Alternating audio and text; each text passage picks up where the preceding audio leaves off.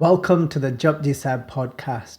In this episode, we'll be going through the 17th Pauri stanza blessed to us by Guru Nanak Dev Ji in Jap Bani. In this episode, we'll be looking at the different ways how people connect to that one, to Vaheguru, to the Creator. Guru Nanak Dev Ji goes through a list of countless of ways of how people are trying to find their way back to their true home, back to Vaheguru. And it'll be really interesting to see if which one you connect with. The list that we go through, you might find that within that list that there's something that resonates with you, and you realize that, yeah, that's what works for me more. And so listen now and see which one it is that you resonate with the most. So as we get started, let's say Fateh to Preacher and Singh, our guest, Vaheguru Ji Ka Khalsa, Vaheguru Ji Ki Fateh.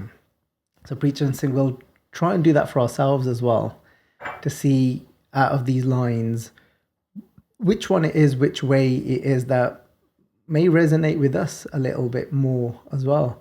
And because I'm sure is different for everyone in what really does it for them when they're carrying out their practices, and even practicing Sikhi.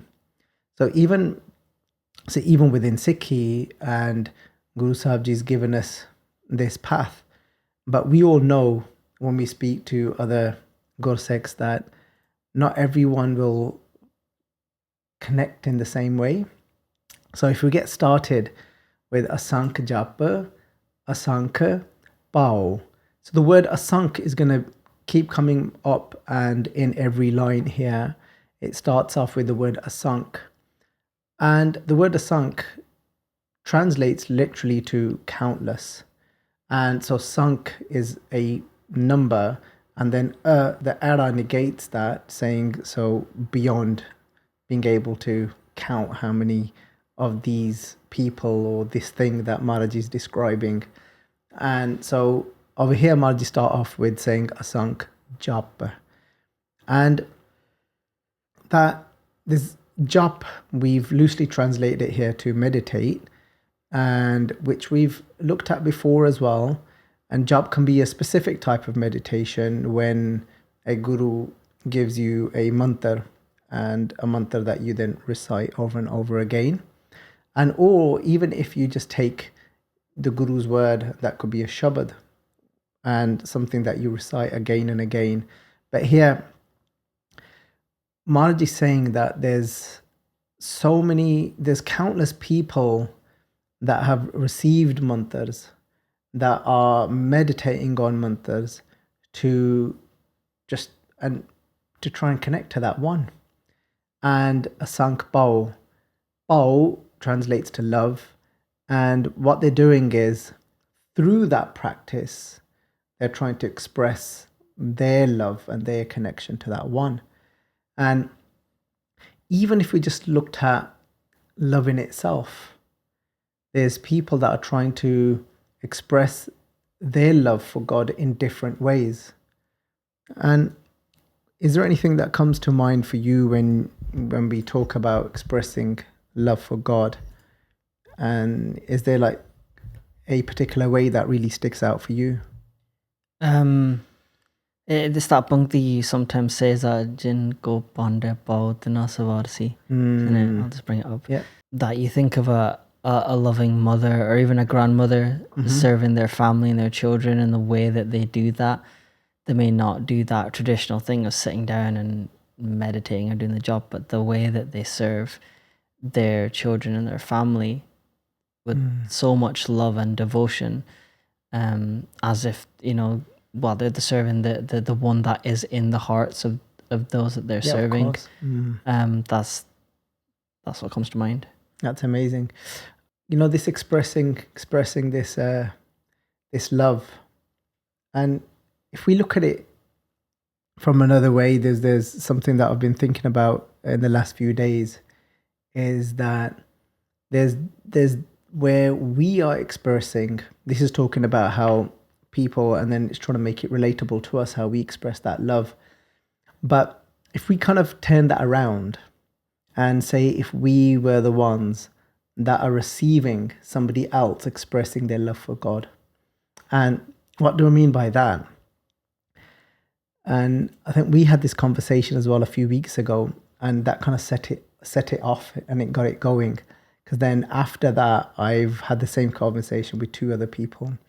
The conversation's been around that, you know, when you're kind of missing or lacking and you feel the need of love of something or someone, and sometimes we want that love expressed in a certain way, and that could be you're feeling the lack of a motherly love, or you're feeling the lack of a fatherly love. And obviously the way our mind will work is that the parents that have given us birth, we often will look towards them to provide us with that motherly or fatherly love that we're looking for. But they might not be able to give us that, or give someone that, their children that, because of their own life experiences. And you know, it's that same going joke, isn't it? It's not like somebody like now becomes a parent and all of a sudden that something is downloaded into their brain and like, yeah, oh, I got it. Yeah. Of course I know what to do. 100%, you got it. Yeah, like it'd be an amazing world if it worked like that. Yeah, you know, wouldn't it? Yeah. So, but obviously as a child, you're not going to be able to think of it like that.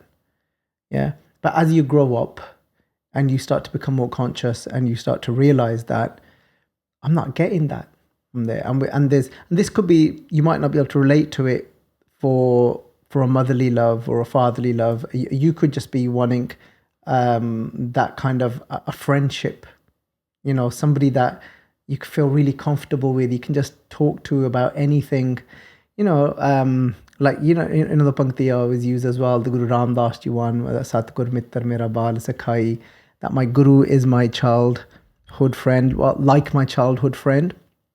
And even though I know here it says that has been my best friend since I was very young, but it's another way of looking at it is that my Guru is like my childhood friend. So, and I know you might be able to relate to this, where there's times when you feel that you know you want that type of love, and I don't know, ultimately it's about finding it within yourself. And like, I'm not talking about it from that perspective here. I'm just talking about it very realistically of what people go through and what we go through. Like, I think I had it a few months ago where I was feeling like that about, like, you know, it's not even that it's true, but, you know, when your mind just comes up with it, and my mind just went through it for about a few weeks that, I don't think I've got any friends. And I don't know if it's something you can relate to. Yeah, I mean, when I moved here, I left like one of my best friends in Scotland, and I do miss him. And yeah, you feel it. Yeah, and even with that, and a motherly or a fatherly kind of, you know, sometimes you're longing for a certain type of, I know love is love, but, you know, sometimes it brings its own energy, like it's more of a feminine, motherly kind of love. So, you know, Guru Arjan Dev Ji says to us in Sri Sukhmani Sahib that Manuk ki tek birthi sab jaan.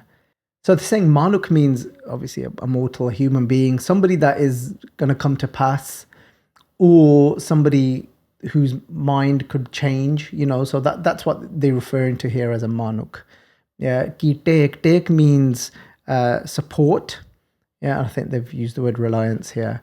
And take is like, you know, when you need to just kind of take support of something, and take in that sense.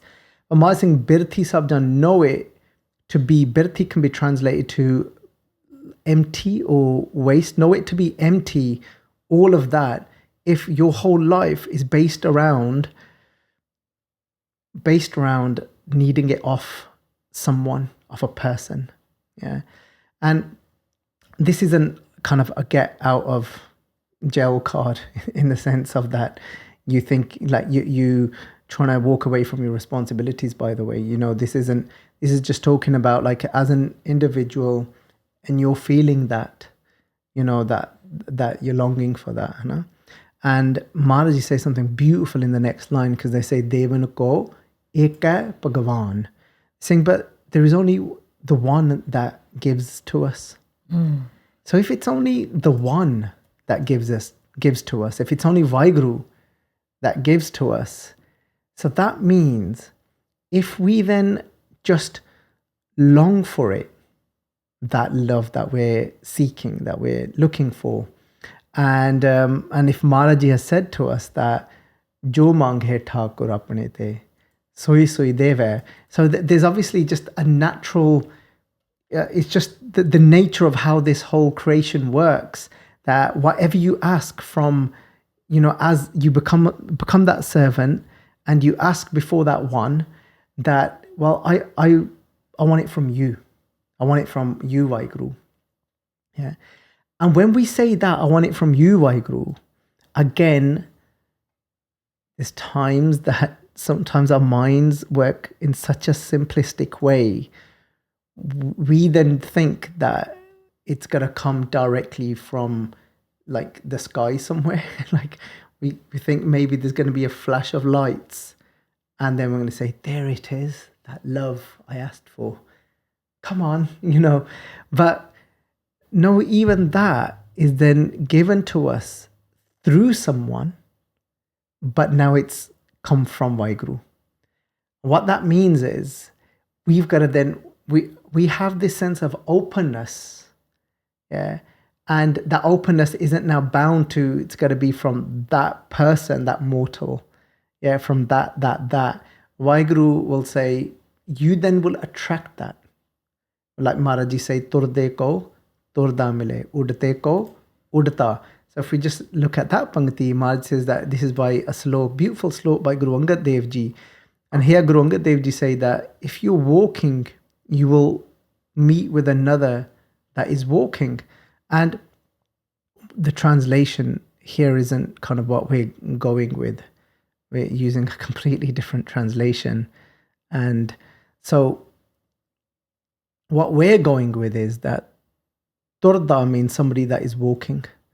So somebody that is walking will meet somebody else that is walking. So now you inside of yourself you've left it to Vaheguru. Now you're not becoming reliant on that body. It's just Vaheguru now. And because now that's what you were longing, that's what you will attract. But it could come through any vessel. It could come through anybody. Yeah. But you will still get that same energy of love that you are looking for. Could be a motherly one, could be a fatherly one. And the motherly love you're looking for doesn't necessarily have to come from a woman, you know, because that's not what it's about. It's the substance. It's the type of, you know, it's the color that love that you're seeking brings. It can come from any body, male, female. That's irrelevant then. No? But you will get it. I've seen that in my own life. I've experienced that in my own life. And when I've then seeked a certain type, like where I want that connection, that love, and it will come. And that's, I think, is just a beautiful way to live our life. Then we're not reliant on then just, you know, where we think it has to come from, because that's where it makes sense for it to come from. No? And it's like Bhagat Kabir ji slok where they say, Kabir sukh na eh jug. That don't think in this world that sukh, so for you, for peace, that happiness is going to come from having a whole load of friends. And karhe means making, like, you know, friends with loads of different people. Jo bahote meet, but saying jo chit rakh hai ek asyo. But if your consciousness is on that one, then you can have sukh in every moment. Because Vaheguru will not fail you. But it depends who our connections with. is our connection with Vaheguru, or is our connection on just expectations of people? And if it's of people, they won't have the capacity to give you everything that you want. They won't have the capacity to be 100% of the way you want them to be, and they shouldn't be anyway. That would be a really odd and weird world. Yeah, if we could just make people exactly the way we want them to, that world would not function. But a world that functions perfectly is if we say, Vaheguru, I want it from you. And then Vaheguru will say, I'll give it to you however. Yeah, you just drop your expectations of where it's going to come from. No?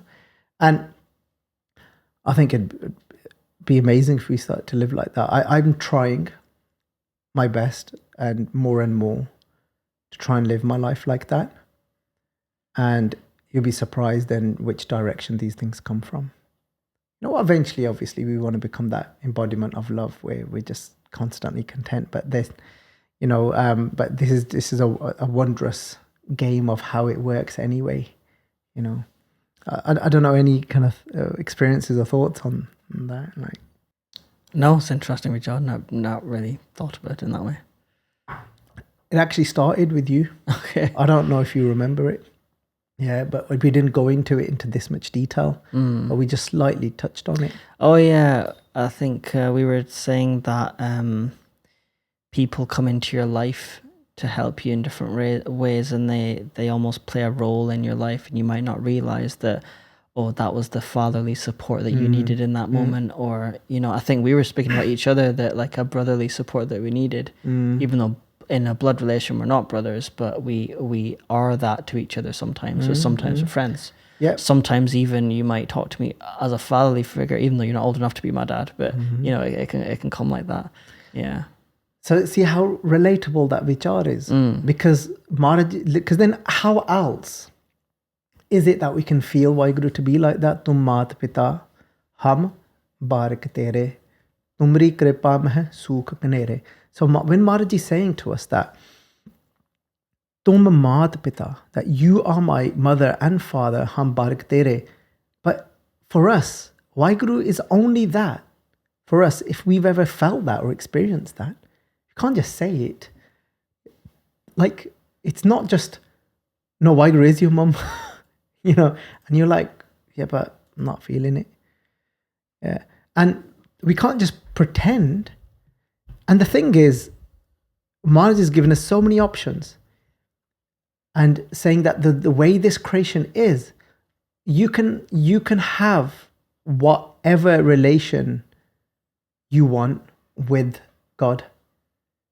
You pick. It doesn't have to be if you can't connect to a mother because of your own life experiences that you've had, you know, then nobody's forcing that on you. Yeah, like you can't force this on someone. No, Vaheguru is like your mom. And you think, I don't know, man. You don't have to. Because it's an open path. For you, it could be just, you know, Baap Beetola Bahinde. It's like, well, I know, for me, it's I can experience Vaheguru as a father. Yeah. And that's amazing. But the important part to remember is you can have that connection in whichever way you want it. But you've got to be open to Vaheguru for it. So, Asankh Jap, Asankh Pao. Guru Nanak Dev Ji here is saying that, like, it's not so much about here having just a fixed mindset. Maharaj is here is saying just it's vast, this creation of yours. Like, wow, look, these different mantras that people are reciting, and countless people are reciting it, countless mantras that are out there that people are using, and saying that I can't, like, we can never comprehend how immense your creation is, you know.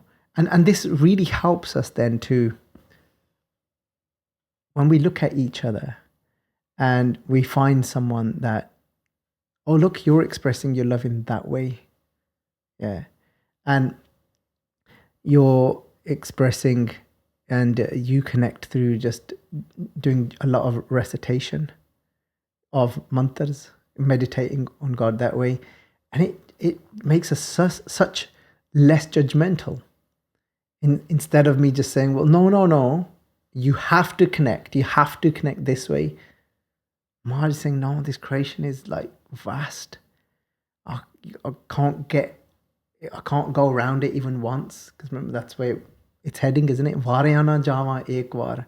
And Maharaj is saying that not even once can I get around it. Like when I look at, oh, you've got that mantra and you're connecting like that. Look, you're expressing your love as a father more to the world. Yeah, you're expressing your love as a mother to the world, or you've made yourself into a brother for the whole entire world. Maharaj is saying this is just so Vaariaa na Jaavaa ek vaar. No? And then the next Mangati, then Maharaj says, is that Asankh Pooja, Asankh Tap Tao. The word puja is translates to worship, and pao, love and worship, they kind of go together as well. And here in this Pauri, Maharaj is talking about people that are living more righteously, are living in more satogun. So this isn't talking about empty practices here. And so we don't have to take a negative take or angle at any of these things here. We could just look at it from the perspective of that some people are just worshipping you in their own way. Yeah. And some people will just connect like that more. Like Baba Nand Singh Ji is just in this complete state of devotion and worship to Guru Granth Sahib Ji. Some people may not be able to understand that because some people live more in their head, and not from their heart. So if you're just living here, you're going to need to work that out. You're going to try and look at the logic behind it. You're going to try and make sense of it all because that's closed for you. Your heart's closed. Yeah. To live in this world, it's about living with the balance of both, of looking at things in clarity. But somebody would say, like, that just makes no sense. Why would you set up and do Chaur Sahib to Guru Granth Sahib Ji all day or all night? Like, the people would say, well, it makes so much more sense for you to get a good night's sleep, and people would say, even other Sikhs would say, well, ultimately it's just a book at the end of the day, because all they're doing is just looking from here, just the head. They're trying to work it all out. It's just a piece of paper though, isn't it? With some ink on it. Because their heart's closed. But this body is about opening your heart. This body is about looking at and saying, wow, like I can't even once get my head round how many different ways people are trying to connect to you. Or not even trying, some are connecting to you through these ways. This body is just, you go to a place of just non-judgmental. Just this openness towards, things. And then it's just like, this body is like saying, you look at Baba Nand Singh Ji doing Chaur Sahib. You look at Baba Nand Singh Ji taking a thal, a plate of food to Guru Granth Sahib Ji, and you're saying, wow, look at that. Look at how they are connecting to Guru Granth Sahib Ji being an actual, like a physical being in as much capacity as how they can see it to be, and you're in awe of that. You're saying Vaariaa na Jaavaa to it. And, but somebody then that doesn't do it that way, you're understanding them as well. You're saying you're not questioning that route as well. And you're saying, oh, look at how they are just, they're blessing the food through a kirpan in the langar hall. You're not questioning you're not putting each other down. And this is bodies about opening our mind in that way, you know. And Guru Angad Dev Ji, whilst they were the Guru, one of their forms of, we could almost say, worship was in the way they dedicated and devoted themselves to teaching Gurmukhi to the children. You know, to the extent of when, you know, Humayun came, who was the son of Babur and who had just lost a battle with Sher Khan, if I can remember correctly. But Guru Angad Dev Ji didn't look that direction. Didn't even, like, you know, blink an eye towards him. And I was just thinking, as I'm saying that, today we get distracted so easily. And that's not devotion then. Like, from the smallest of things, because nowadays we even do Saj Parts off our iPads, phones and everything. And, you know, we might read a Shabad off the phone. As we're doing that, another, you know, so many other notifications will come up. We were just talking about it before. I was supposed to be phoning my dad and I started looking at a message instead. I put my phone away and thought I was supposed to do something. And then I remembered later I was supposed to phone my dad. But if we're trying to, that's still a worldly example in that sense. But if we're practicing devotion towards something, if something what we are doing that is supposed to be spiritual, but still the mind can get distracted so easily. But look at that, what Guru Angad Dev Ji is showing us. They're saying that I'm not going to even look that direction. Yeah, this is somebody that is the emperor of India at the moment. But, well, I know he'd lost kind of his rule at that point, but, you know, I'm not going into the technicalities. That's another story completely. But the point was that full is like the worship in that moment was those children, you know, unwaveringly teaching them. And that's puja. And Asankh Puja Maharaj saying there's countless of people of worshipping in their own way. Asankh Tap Tao. And tapasya here, tap, the word tap could be translated to people that there's some people that are just carrying out really strict practices. You know, like I said, over here, we're not looking at the other side of these practices. We're not trying to look at we're not looking at this from a negative lens, just the way this body, you know, so we're not focusing on the practices themselves here. We're more focused on Guru Nanak Dev Ji just looking at like saying, wow, like, look at all these different ways that people are expressing themselves. And so tap is like when you might say, well, I'm going to stand in the water, you know, on one leg for a whole month, for 12 hours, you know, and like I said, the other side to that is when that can become like a stubborn-minded practice, but we're not looking at it from that angle in this context. You know? Because some of us might do that and it might teach us a lot, because you don't know when that moment's going to happen. Like when I say we might do, like, for example, we might say, well, you know what, when I sit down now, I'm going to do Gurmantar Jap of Vaheguru for half an hour, no matter what happens. I'm not going to get up. Yeah, and so that becomes your tap, though, something that you make it into like a strict practice for yourself.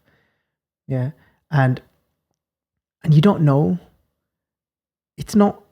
Yet the negative side would be if you're demanding Vaheguru to say, well, you have to now, you know, fulfill me at the end of this. But it could be in a positive way where it's, you know what, no matter what, I'm sitting here half an hour. I don't care what happens around me. But you're not demanding Vaheguru of anything, because hukam, nanak hukum na challe, naal kasam challe ardas, that you can't do hukum, you can't order Vaheguru. But you sit with that ardas instead. But you do it with with strict discipline. And you don't know within that time, you might just let go.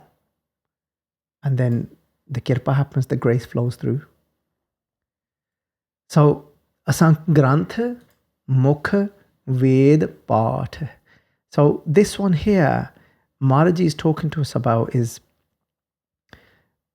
the different Granths, different scriptures, and then the Veds.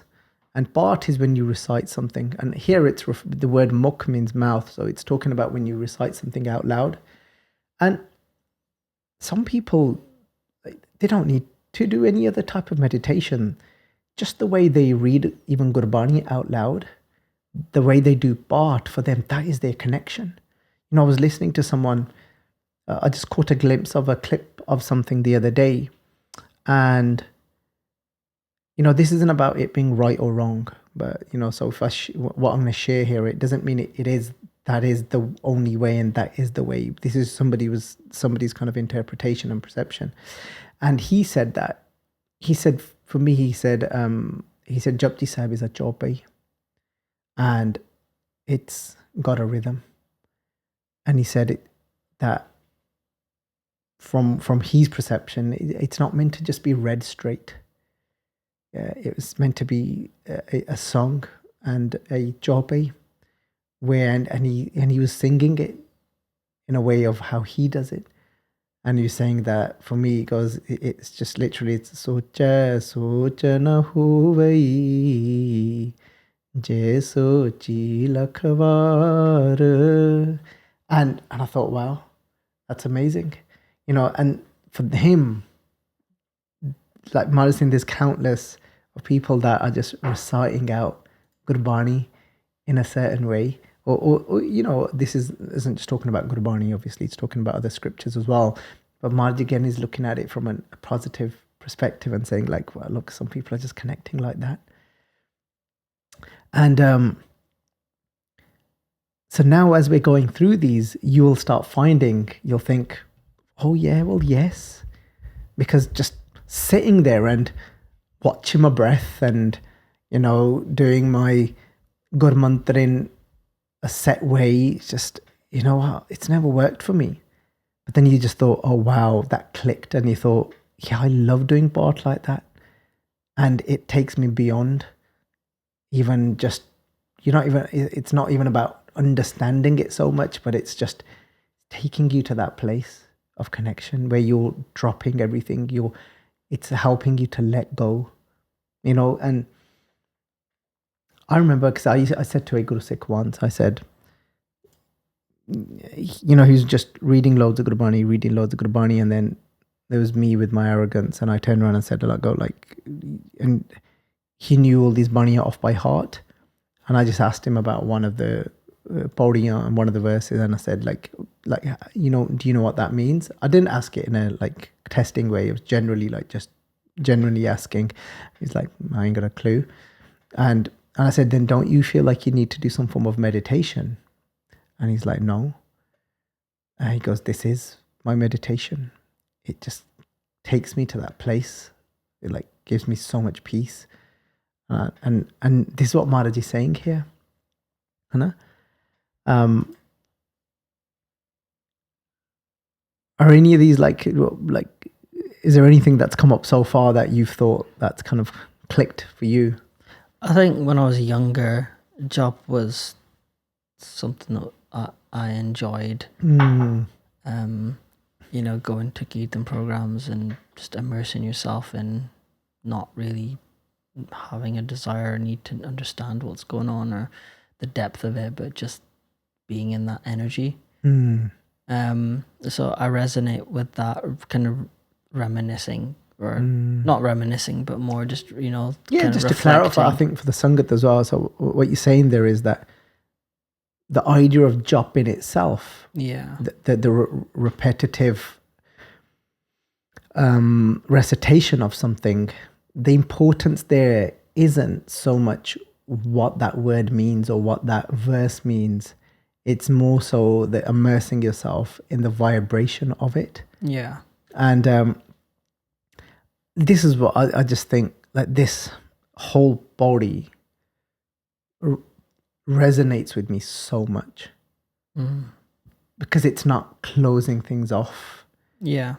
Because I remember being in that state and then wanting to encourage others to do that, but realizing, thinking at that point that was my life. But now, decades later, I still very much enjoy that. I mean, I love music, I love Giaan.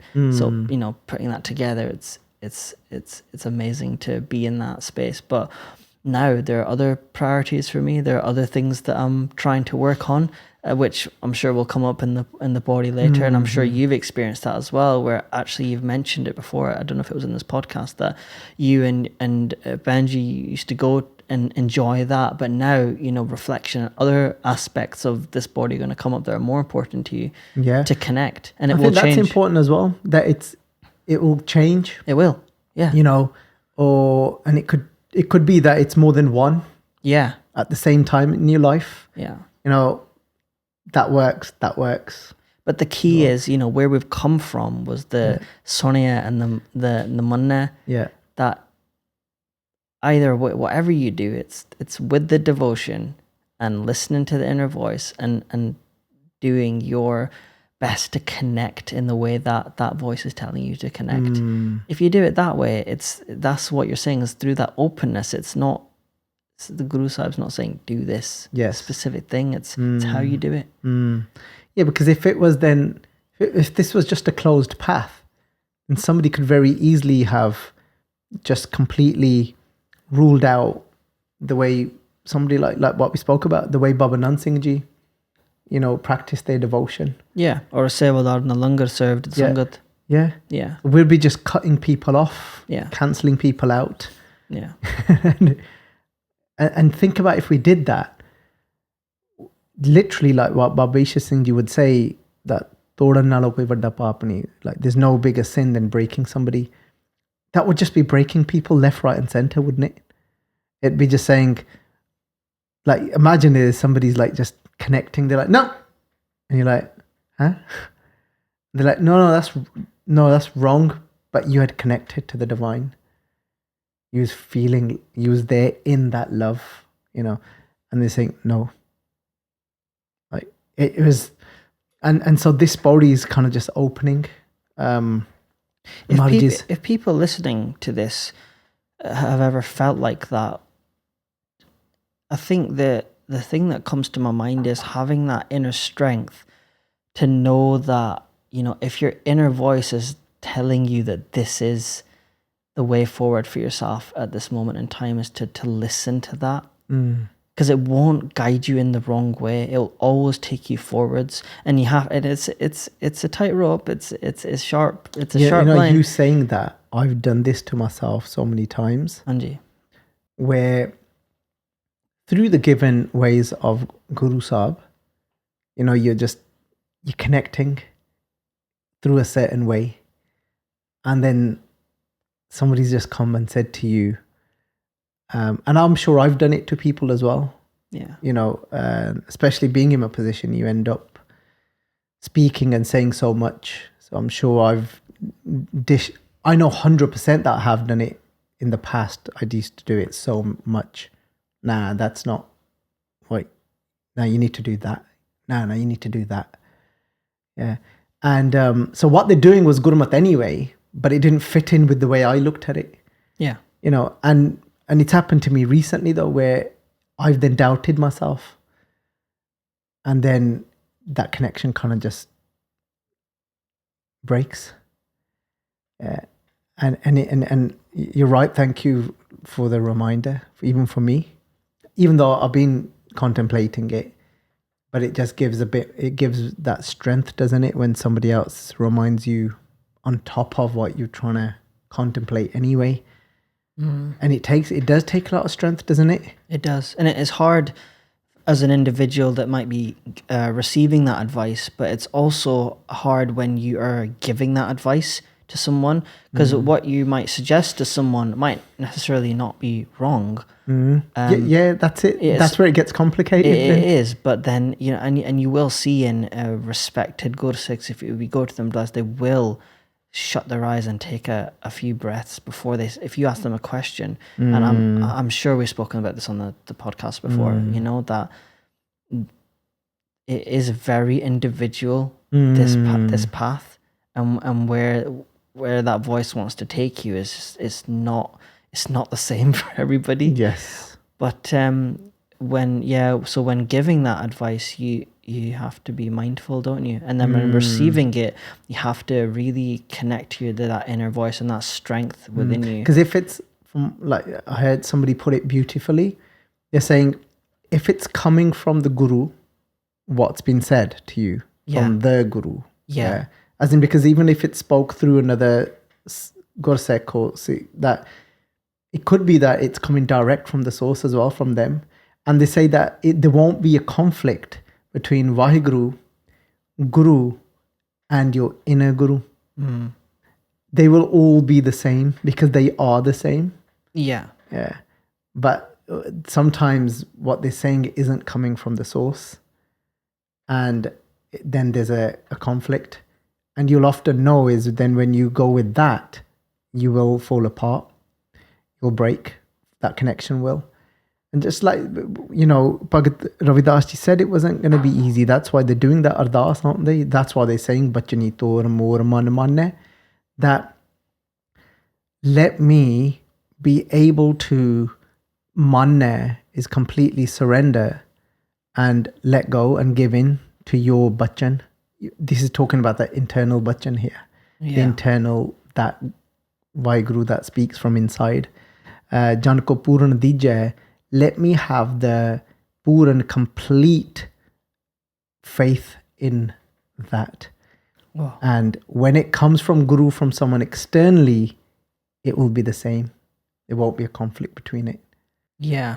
And even when someone's speaking to you, you might interpret it wrong. Yeah. Or they might even say, and that's where that saying comes, to take advice with a pinch of salt. Yeah. But the essence, you know, of what someone's saying, if the Guru was speaking through that person, you have to listen very carefully to say, okay, that person gave me that advice. What how does that match with my voice? And how can I take that into my life to move forwards in a positive way? And then you'll realize, you know, what we were talking about before. Oh, they came to me as a father. Yes. Or a mother. I asked for that. Yeah, I asked for that. Yeah. But, you know, sometimes we might hear it at face value and it might kind of sting, and then you were like, oh no, that wasn't useful advice. Yes. But then inside it, there was something. Yes. Even if it was something that you needed to change within yourself, you know. Yeah, that happened a couple of days ago. You know, with in Sangat, we was doing Vichar about, he was talking about Nindya. But whilst we were speaking about Nindya, about gossiping, slandering, and an example came forward, but the example was about how bad somebody else was for doing it, and how the person that heard it felt really angry. But the focus was on the person that was doing it for being so wrong for doing it. And within that, but within the Sangat, they were reminded that it's about how you receive it and respond to it as well. And that if you've gotten angry, then you've fallen into the same boat as them. You've just fallen into a boat of jor, into where your amrit's being looted, where your divine qualities are being looted. Yeah. You know, but that's not what was expected to come from the Sangat. Because they expected the Sangat to just say, yeah, they were so bad at doing that gossip. But the Sangat focused on, well, you kind of fell off in the way you received it. Gosh. You know, so you're exactly what you're saying there. Like, you might not be expecting to hear that. And in the first instance, it's like, there's this, like, you want to resist it. Because you had invested so much into that. Well, no. They were wrong, yeah. And it takes a few minutes, and you can see over 10 minutes, 15 minutes, the face changing and thinking, okay, Yeah. So it just reminded me of that situation. Asankh Jog Man Rehai Udaas. And here Maharaj is saying that, well, look at those. There's those that are just kind of, there's those yogis, countless of those that remain within their mind, man, rehai, udas, remain detached within their mind towards the world. And some people you will find that are more that way, where they are very detached. And I know that's what we all want to get to anyway, with and Guru Sahib Ji's given us the examples of the lotus flower and, living like a lotus flower. But you will find, and some people just naturally, they just don't have that, where their focus and their practice is more around kind of just detaching from everything. And some people will relate to that. But obviously, like within that, Maharaj has told us that within the detachment is because it's a byproduct of the longing for Vaheguru. Yeah, you've made a video about this, which we'll put a link in the description or the show notes if you're listening on the podcast, about what's the difference between Bairaag and depression. That in depression there's no longing. Yes. But with Bairaag there's a deep inner longing for the one. Yeah. Asankh Bhagat Gun Giaan Veechar. Here Maharaj is saying that there's countless Bhagat's devotees, Gun Giaan Veechar, that, sit down to deeply contemplate the qualities of that one. And the word Giaan has been thrown into this mix as well. Giaan can be translated to wisdom, but Giaan can also be, here we can look at Giaan to be the experience of something. And we can translate this in such a way to say that it's not that you're trying to contemplate the wisdom of God in the sense of like, oh, how does God think? Because somebody might look at that and they might think of it like that. Or because wisdom comes from experiences. Oh, what are God's experiences? And it's not like that as well. When it's saying the wisdom of that one, it's again referring to just the way and the nature of what that one is. Yeah. And the Giaan of that one, the way that one is referring to the different gun of that one, as in what we've continuously discussed, like bliss, Anand. Yeah, that is the quality. That's one of the qualities of that one. Just the makeup of that one is Anand. And then Giaan Veechar. But when you contemplate it so deep, because you've seen it in your life, that in this way, Vaheguru is that. In this way, Vaheguru is love. In this way, Vaheguru is compassionate. Then you contemplating that quality so deep that you go to that place of Giaan when it becomes your reality, where then it actually clicks, and it's like, oh wow! But you started off with just contemplating it from a place of duality, that, from your mind. And that's Vaheguru, from whatever experiences you've had of Vaheguru. Yeah. But you're contemplating that so deep, whatever experiences you've had of Vaheguru, it becomes your Giaan, it becomes your truth. And it becomes a part of your knowing. And then you think, oh wow, this is what love is. And so Guru Sahib just said there's countless devotees that are living their life like that. Asankh Sati, Asankh Daataar. Sati has many different translations. And one of the translations to Sati is somebody that lives with a lot of I would say self-control is a better word than discipline for this here. And because the word is sanjam. And sanjam is when your life isn't led by the pleasure of your senses. And you've got that in control. That's somebody that's sati. So meaning that is living a life with a lot of contentment.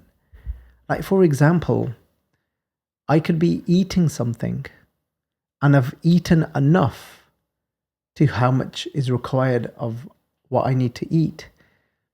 And then it's not necessarily just greed. I want more and more of it because I don't feel satisfied and I'm trying to satisfy my mind because that's what greed is. But just because of the mere taste of it, the taste is now, for me, has hooked me so much that I just have lost control over having more. Yeah. And it's the taste now that is carving my destiny. Yeah. I'm not living from a conscious state. I'm just in it now. I've become that taste. I'm in the indriya. Yeah. In the senses. That's all I know. That's all I'm identified with. Yeah. Same with your other senses, with like when you're listening. Keep listening to something. Yeah. And just because of just the pleasure of when you're listening to a certain something, remember it could be something negative. It could be listening to gossip. Yeah, and that is leading you. Like, and then, but sati is somebody that has got control, has won over their senses. And just like Guru Arjan Dev Ji say that Indri jit panch dok te rahat.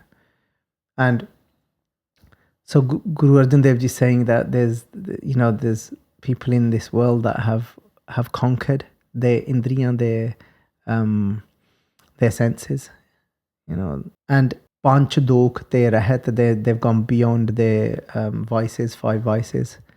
And then Guru Sahib Ji say that Nanak kot made ko aisa apars, Mara Singh, but there's one, like literally just a few amongst a million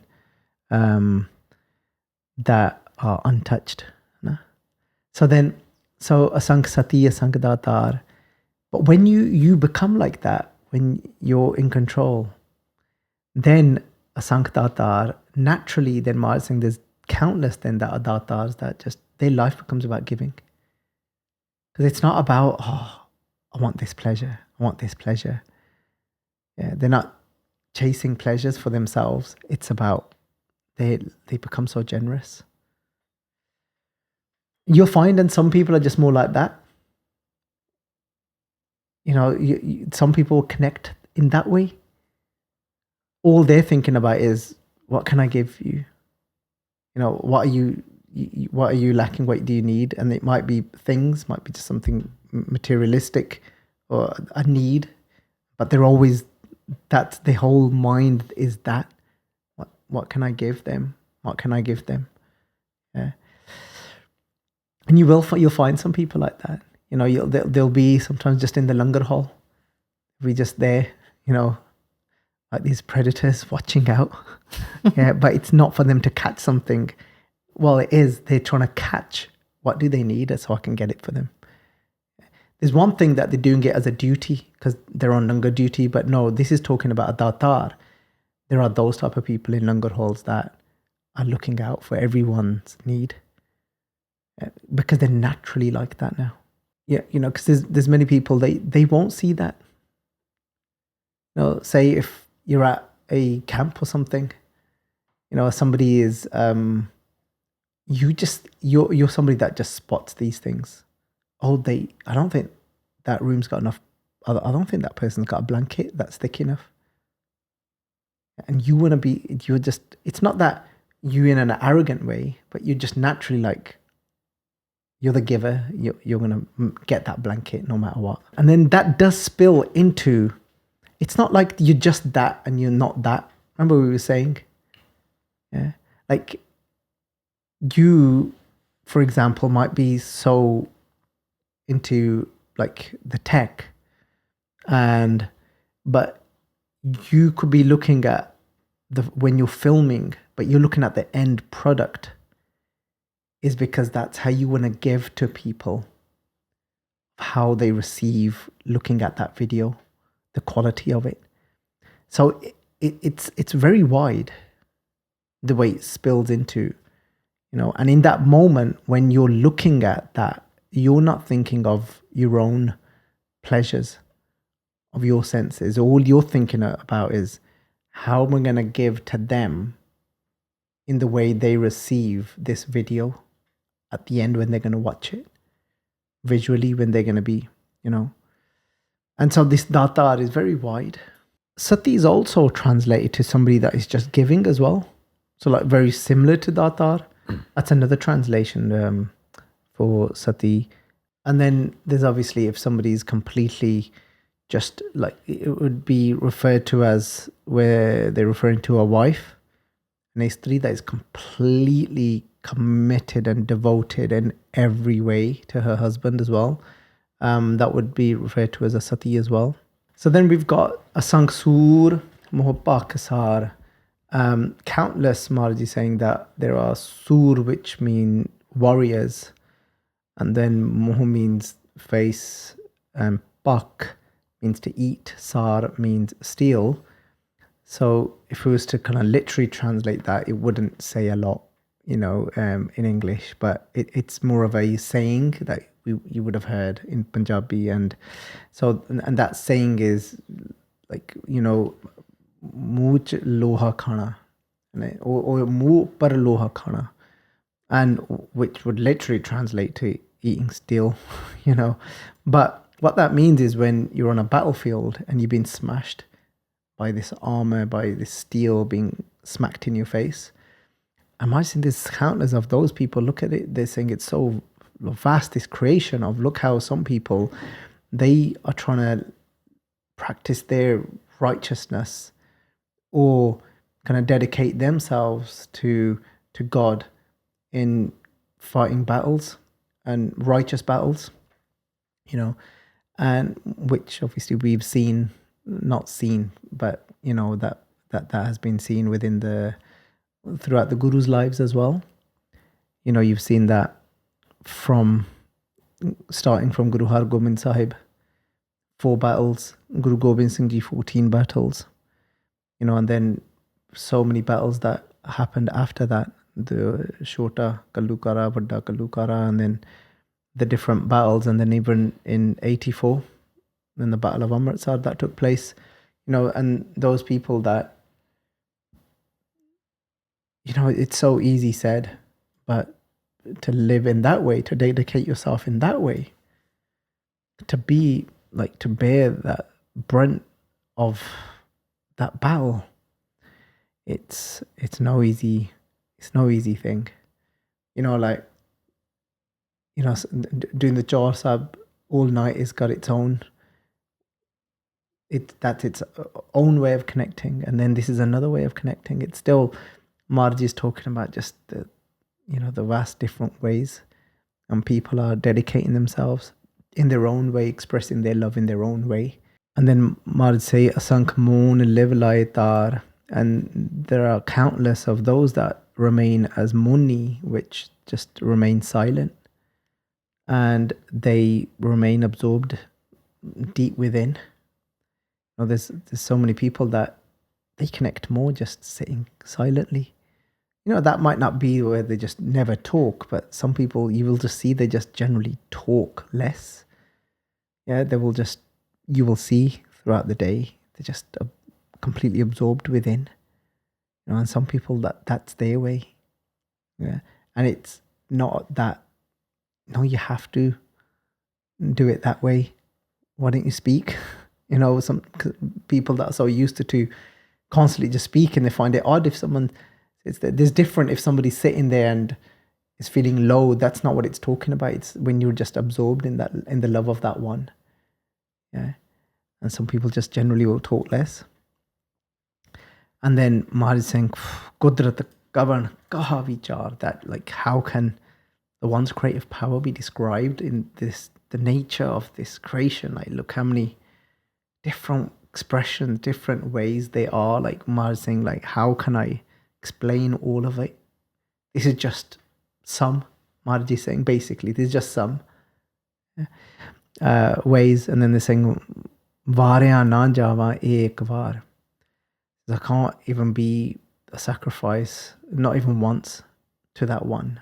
Because I can't say in full everything. It's not possible. It's too much. It's limitless.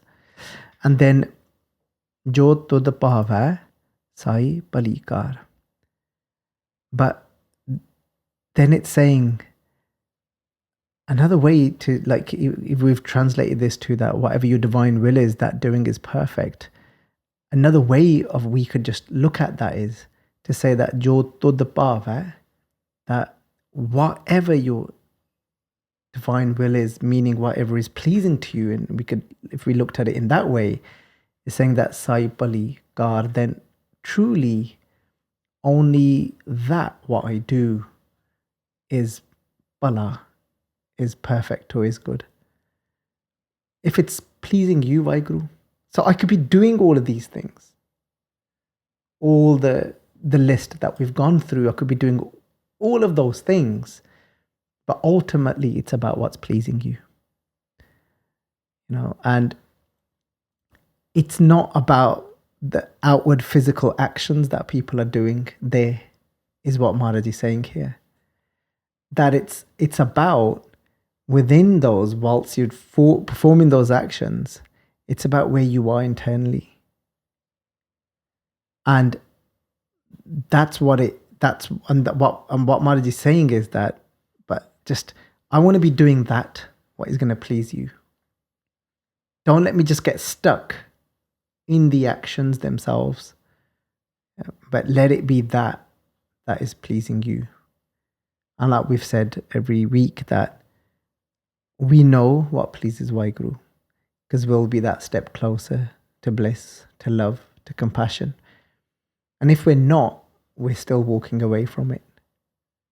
That's our indicator to know that I'm doing something to please you, because I'm drawing myself closer to you, because that's how it works. Har jan aisa chahiye jaisa har hi hoye. You know, that the whole point is of the servant becoming of that one, becoming the same as that one. Jin har japya se har hoye. That's Guru Ramdas Ji saying that to us. That those that have meditated on that one become that one. You know, if we're not becoming that one, then we're not meditating on that one yet. No? So all those actions are only true if we're getting closer, if that's happening for us. Becoming more bitter, if we're becoming more divided, and then no, it's not pleasing Vaheguru. Tum Sadaa Salamat Nirankaar. You are always stable. Vaheguru is always just there, constant, stable. Nirankaar, the formless. Always there for us. It's never not there. And we have to look at that if our Kar, if what we are doing is taking us to that constant, stable one. Which one was it for you then? In this moment, which one would I relate to the most? I would say the word, the puja, the worship sticks out, but I'd probably keep to myself in this moment towards, as in how that's being expressed. I think I moved away more from the Jap aspect and more towards like what we're trying to do now. And like actually living more truthfully. But again, how... And I would say then that is probably closer to the Asankh Bhagat Giaan Vichar, because through deep contemplation, it's it's where those going to become our Giaan, become our experience. It's more that then, isn't it? I think the hardest thing is like, or a challenge is that as you learn about it, or it becomes apparent to you because you're getting the feedback and you're hearing it inside and outside, and then you resist it, and then you're not, you're struggling to change or develop as a person. And it's trying to get out of the cycles.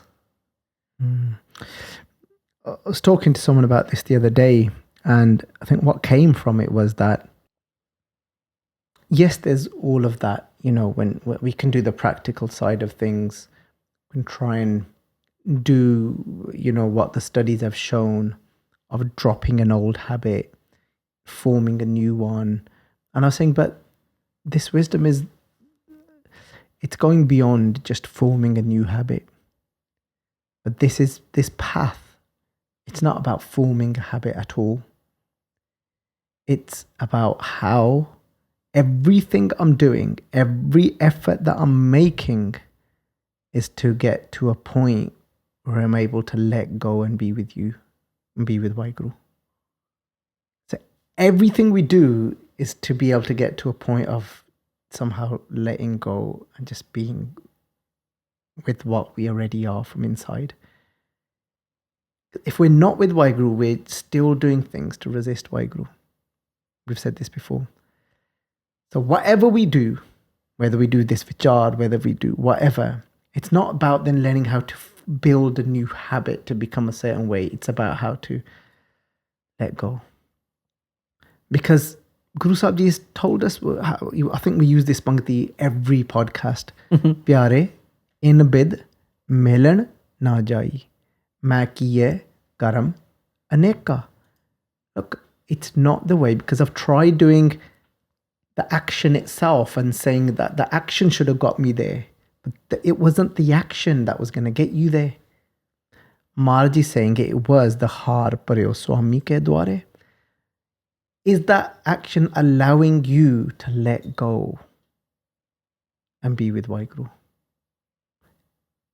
It sounds over simplified, but the truth is, this path to God isn't about just building another set of habits. And you'll find there's moments in your life, you've not learned, you've not formed a system to be more compassionate. You probably would not have known how you've got there and how you've done it, but there would have just been a moment through an effort of something, but it's not the action and the effort. It was within that you somehow just let go. You surrendered.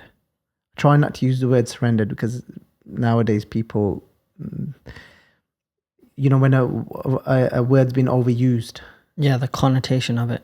Yeah, it's changed. Yeah. So I don't want people to take it in a negative way, but it is surrender ultimately. Or you let go, or whatever you call it, or harpuri, or you lose. Do you get it? It's like, I'm doing this. Like, if this is, I've been told, like, to get there, you've got to drink the water. But that was just a means of, in hope that I can surrender to God through it.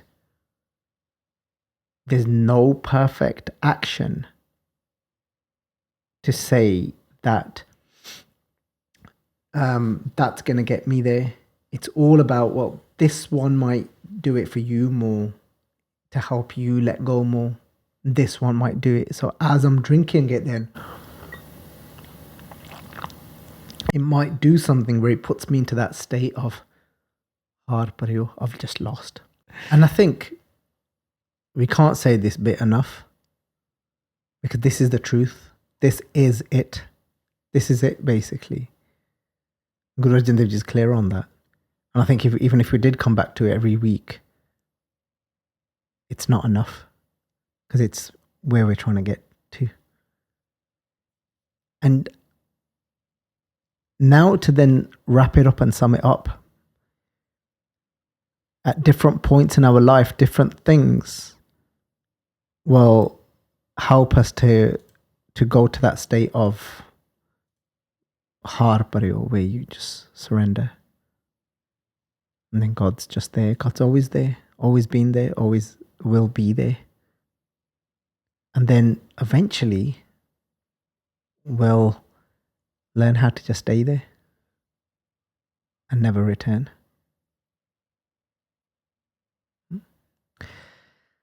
So join us, Sangatji, on this journey, and then for the next 18th Pauri, where we'll be going through the more lower energy, negative actions that we fall into in life, which are very, I say for me, very important to look at, so I can be aware within myself that I'm not falling into those.